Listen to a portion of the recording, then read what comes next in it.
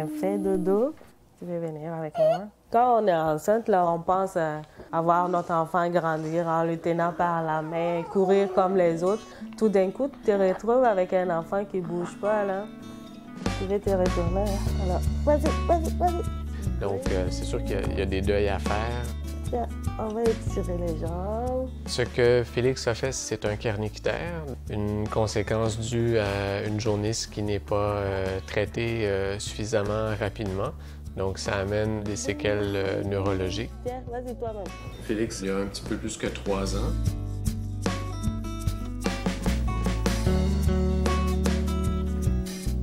L'handicap n'est pas dans le visage. L'handicap est pas visible. Damien commence à avoir l'air bizarre, fait que le regard des autres commence à se dire « Lui, on sent que, comme Ludovic parle, les gens le voient pas. » Damien est diagnostiqué autiste léger. Ludovic, TED non spécifié.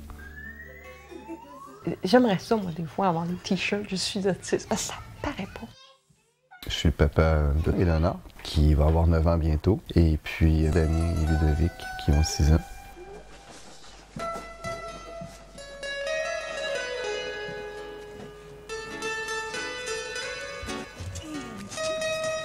Nous, notre fils a 23 ans. Ça fait 2 ans qu'il a quitté le système scolaire. Tu as passé une bonne journée? Il est multi-handicapé physique et intellectuel, aveugle. Il ne peut rien faire par lui-même.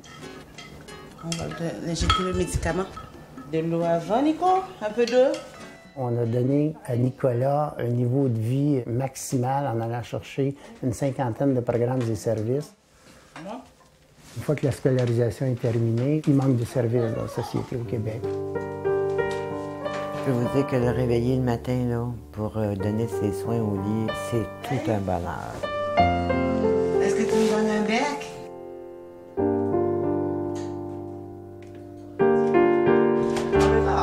Salut, bon coco. Ça va? Oui, toi? Ça va bien, toi?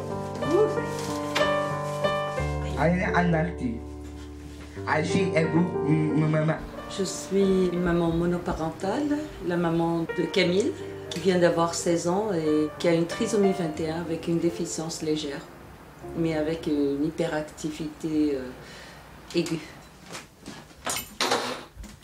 Oh yeah. Adore-toi. Qu'il soit ce qu'il est, c'est une partie de moi-même et c'est grâce à lui que je vis aujourd'hui, je continue à vivre et à me battre. Quand c'est fini, tu m'appelles.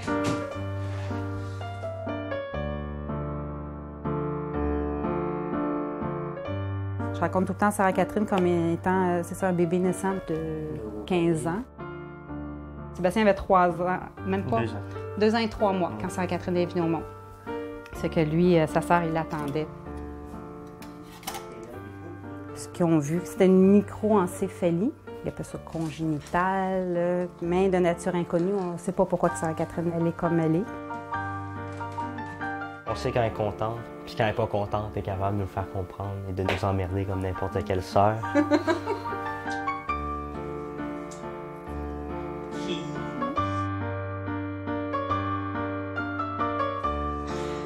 Je travaillais au Burkina Faso depuis 1999, puis c'est l'année où j'ai rencontré Irène. On s'est mariés en 2006. À ce moment-là, Irène était déjà enceinte de quelques mois. La papa aide pour le lait. Félix est né en juillet 2006. Puis dans les jours qui ont suivi, surtout Irène trouvait que Félix avait le teint assez jaune. Ils ont fait venir un pédiatre qui a regardé l'enfant, qui a dit qu'il n'y avait pas de problème. À 10 jours, j'ai été dans un centre de vaccin pour le faire vacciner. Et lui, en le voyant directement, là, il m'a dit votre fils a la jaunisse. Alors, ils l'ont traité juste par intraveineuse. Puis par la suite, à 6 mois, on a vu que Félix ne bougeait pas beaucoup. Là, donc, on a fait les démarches pour venir ici. Là, à l'annonce de la paralysie cérébrale, là, c'était la renverse. Ça n'a pas été facile au début d'accepter ça. Et après, on nous a appris encore que Félix avait une surdité. Donc une neuropathie auditive. Manger dans les bras. Même s'il ne parle pas, là, je pense qu'il comprend très bien ce qu'on lui dit. Là. dans les bras, là, même s'il ne comprend pas ça, il comprend. Pour l'instant, Félix, il est toujours comme un bébé. Depuis que Félix est né, il n'y a pas eu beaucoup de repos, là. Il ne dort pas beaucoup. Donc, je peux dire que je passe ma nuit à marcher. Le matin, c'est difficile le réveil, là. Ah, mais les médicaments! On s'adapte vite, on apprend vite, là. Il fallait que lui, il aille travailler toute la journée seul dans la maison. Et chez nous, j'étais toujours entourée de monde. J'avais des femmes de ménage. Quand il n'y a pas d'amis, il y a toujours quelqu'un avec qui parler. Là, je me retrouvais seule avec tout ça. Et j'ai eu une chance d'être bien entourée par la famille de Philippe. Nous installer au Québec. Ça permettait d'avoir accès justement à des traitements de physio, d'ergo, de zoologie, d'orthophonie. Félix est suivi par tellement de spécialistes différents aussi. C'est vraiment beaucoup d'organisations quand tout ce monde-là se parle. Généralement, il y a 8 à 10 intervenants dans la vie de Félix qui participent à chacune des rencontres. Avec l'orthophonie, on essaye de travailler sur le choix, là. Tu veux lesquels? Ça ou ça? C'est là où ses yeux se posent que je prends, là. Hein? On participe à des activités avec des associations de parents d'enfants sourds, mais la surdité, dans son cas, c'est presque un problème secondaire. Si Félix peut avoir un implant cochléaire, bien, ça va lui permettre de disposer d'un sens additionnel, puis il va être en mesure davantage d'interagir avec son milieu. Mais il faut faire un examen plus approfondi. Cette démarche-là est toujours en attente. La chose qui a été la plus déterminante, c'est certainement l'intégration en service de garde, surtout pour Irène. J'ai pas envie de mettre ma vie entre parenthèses non plus. J'ai envie d'avancer dans la vie aussi, là. C'est ça, j'ai décidé de reprendre les cours.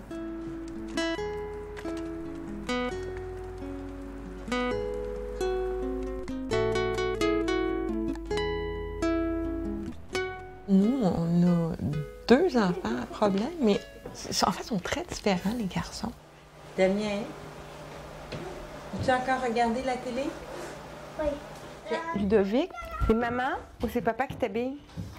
Ou c'est toi tout seul? Je vais pas m'habiller.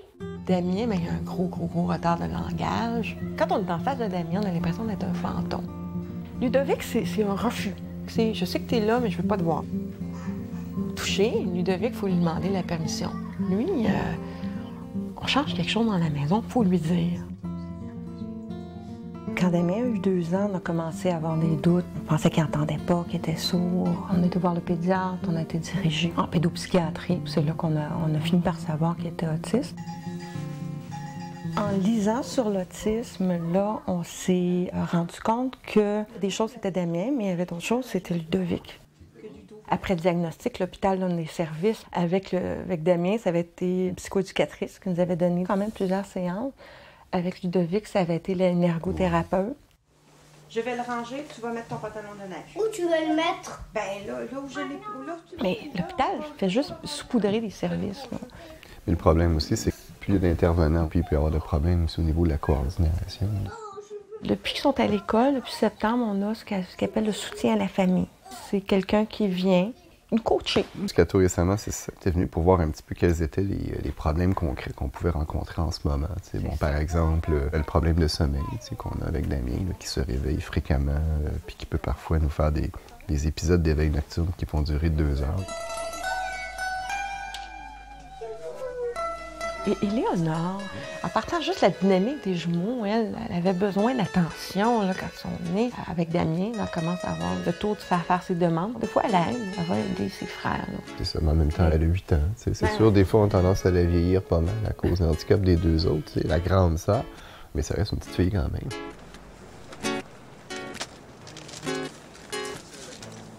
À un moment donné, on avait le problème qui était que quand on partait tout le monde en auto, s'il fallait que Myriam descende de la voiture, là, Damien faisait une crise, il se déshabillait dans l'auto puis tout le kit.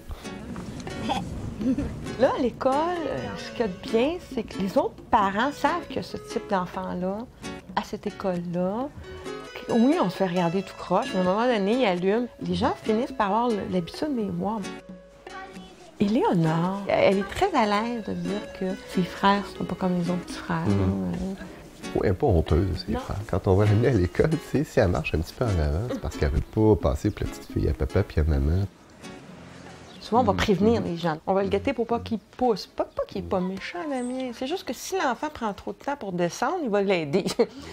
C'est une réalité dont la perception sociale est quand même en voie de sensibiliser. Il y a plus de choses qui se font, qui se disent autour de cette réalité-là. Oui, mais en même temps, même ma famille, des fois, ils comprennent pas que quand on va jouer dehors avec la gang des enfants, Damien, il occupe un atout. C'est pas parce que, disons, Martin est dehors avec eux autres que Martin surveille la gang. Martin est là pour surveiller Damien, puis il faut le rappeler encore. Oh, Damien est dans l'air sans Martin! Ils sont différents. Ludovic, c'est l'enfant qui tripe sur tout ce qui tourne. Puis il y a une mémoire prodigieuse aussi. Ça, c'est un trait peut-être assez remarquable aussi, puis ça y sert dans son apprentissage à la langue française.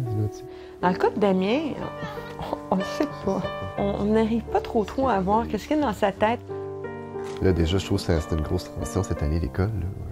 On est content de voir que ça se passe bien. Surtout pour Ludovic, parce que Ludovic, les transitions, c'est difficile, là. Tu peux pas éviter de te projeter dans l'avenir, mais en même temps, tu sais que tu peux pas non plus le faire trop, tu sais. On va commencer à espérer que Damien parle.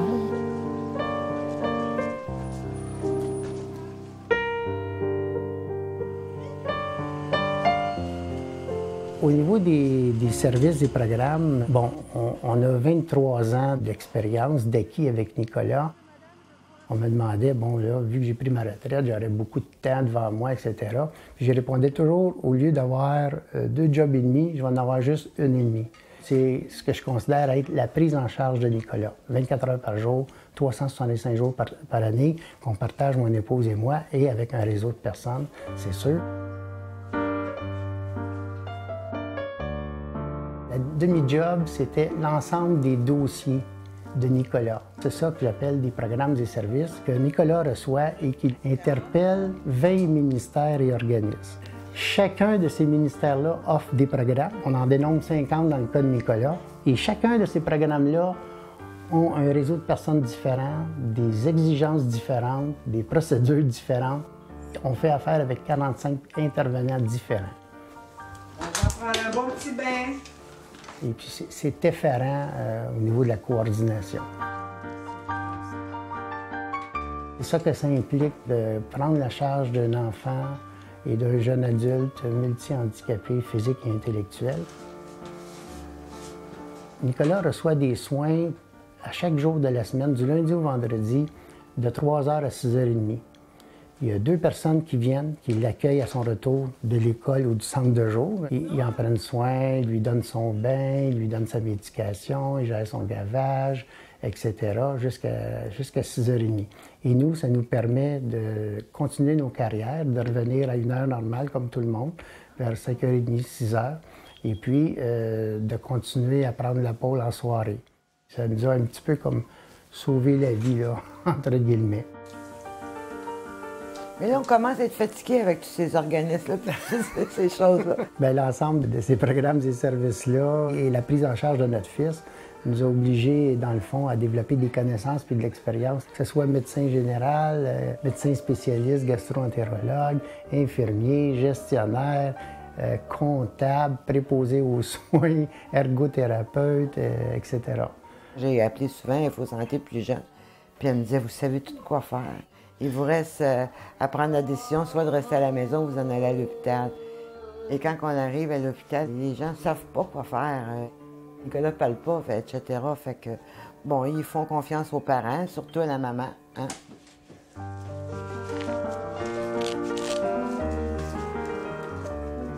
Nicolas, pendant les 5 premières années de sa vie, a quasiment resté tout le temps dans la maison parce qu'on faisait le programme de stimulation. Mais à un moment donné, quand il est arrivé l'âge de la scolarisation, là, on voulait lui faire découvrir d'autres choses. Il était important qu'il aille à l'école. Il a eu des belles années à Victor Doré tout le long de son primaire. Par la suite, il a été transféré à l'école Joseph Charbonneau pendant 8 ans, jusqu'à l'âge de 21 ans. Hein? T'es aimé, toi, ou c'était pas aimé? Là, on a fini le gavage, le peptamène, sa nourriture, on fait l'irrigation, on donne toujours de l'eau après. Ah, OK, t'es prêt? Ah, OK, on y va. Et là, à l'âge de 21 ans, Il n'y a pas de centre de jour. Il n'y a pas de centre d'hébergement qui offre des répits au moment où on en a besoin. Il y a comme un vide. On a été chanceux parce qu'il y a un petit organisme. Il accueille nos enfants le jour. Il est exposé à toutes sortes d'activités, un peu comme il le faisait à l'école. Et on se croise les doigts que l'organisme continue d'exister.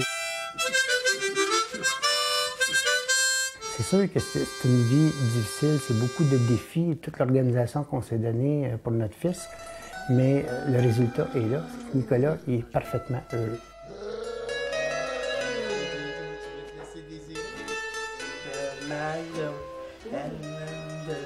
Camille peut avoir son petit caractère, mais il a de si belles qualités. Nous le trouvons très agréable et très attachant avec son côté ado. Il crée de très beaux liens avec les adultes, les intervenants. Depuis son arrivée ici, il nous fait beaucoup rire. T'es devenu un clown? Lorsque Camille est né, c'est là où j'ai su qu'il avait une trisomie 21. Eh non, encore une fois, tu as laissé la boîte à linge à l'école. Mais non.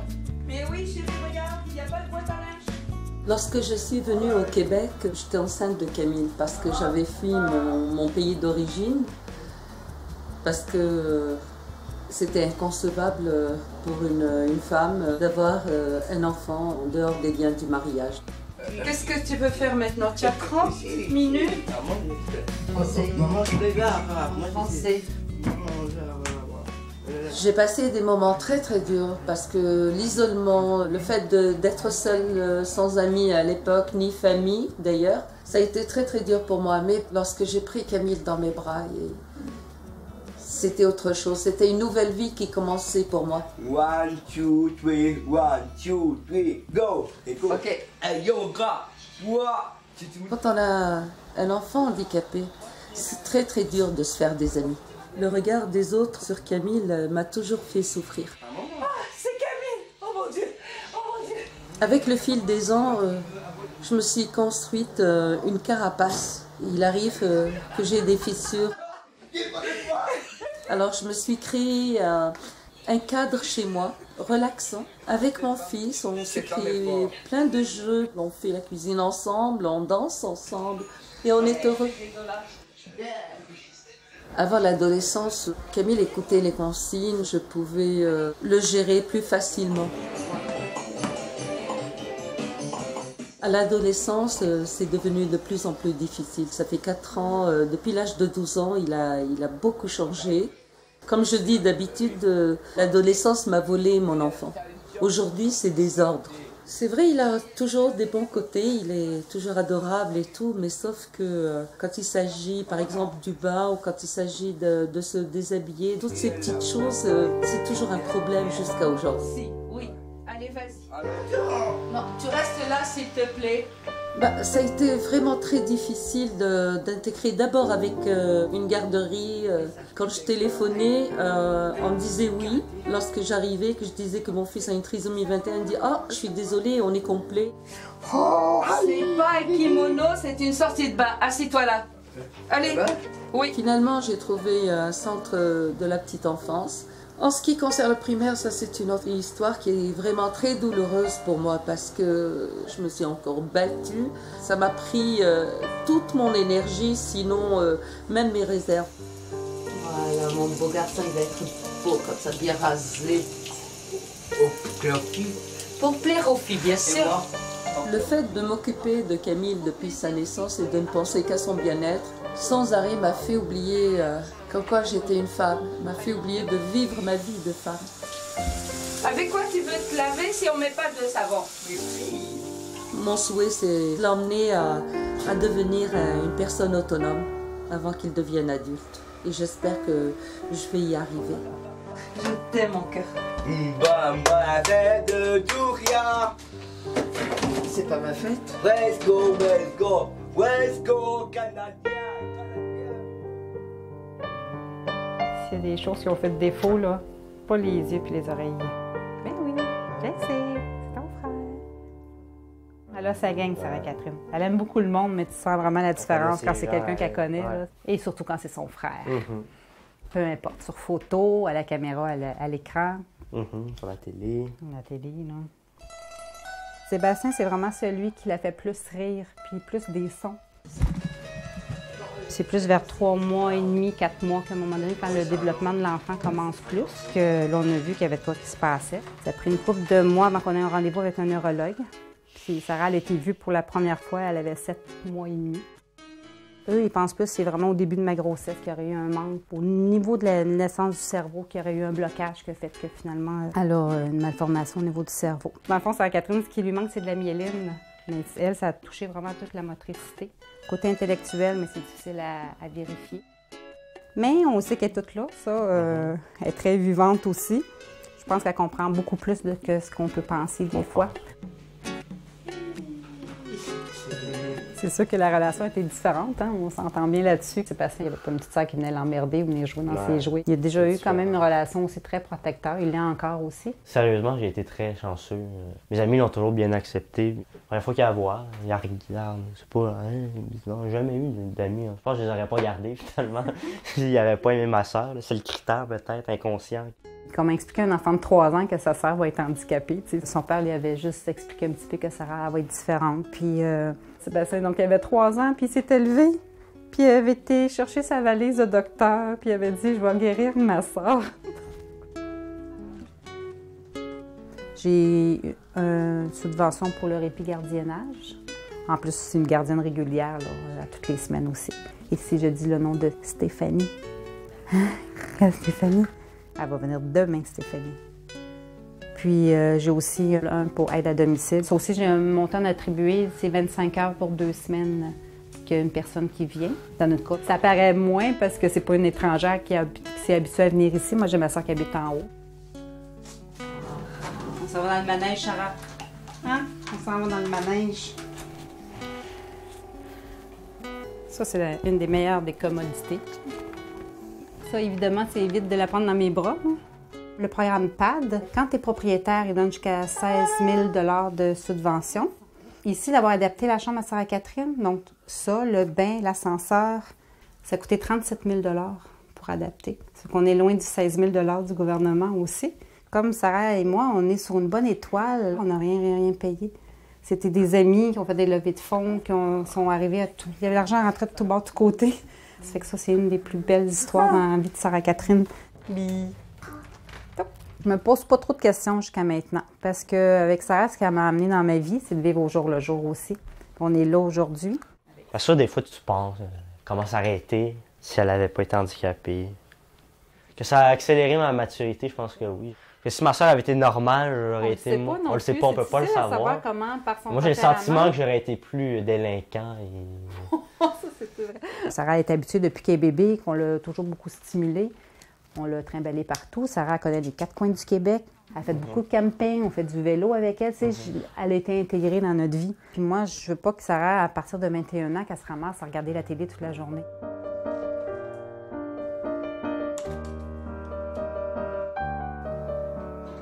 Je réalise aussi en même temps que Sarah Catherine, un jour, elle devrait aller à la maison d'hébergement aussi. Mais... C'est sûr que l'idéal, ce serait d'avoir de l'argent puis de pouvoir payer quelqu'un, des gens qui viennent en permanence chez moi, si maman peut plus s'en occuper. Moi, je trouve que c'est un grand bonheur de vivre avec Sarah Catherine. C'est facile, elle rit tout le temps. Tu rentres dans la chambre le matin, elle est toujours de bonne humeur.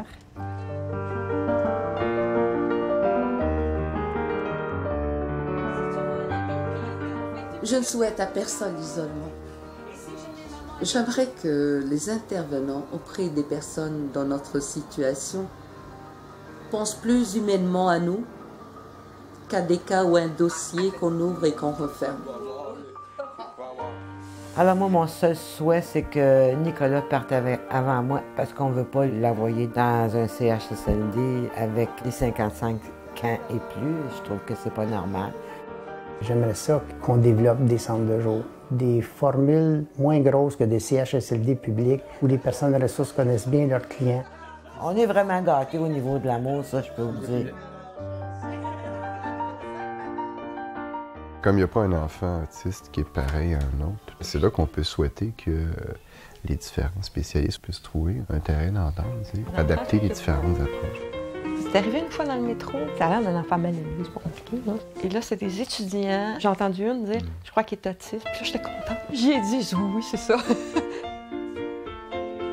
Particulièrement, là, j'aimerais que les travailleurs sociaux puissent nous informer plus sur ce qu'ils font. Surtout nous, les immigrantes, là, on ne connaît pas. C'est un petit peu comme un casse-tête. Les morceaux sont là, mais il faut arriver à les mettre ensemble. Puis ça, c'est pas toujours facile. Puis éventuellement, bon, on aimerait ça qu'ils puissent avoir un petit frère ou une petite sœur.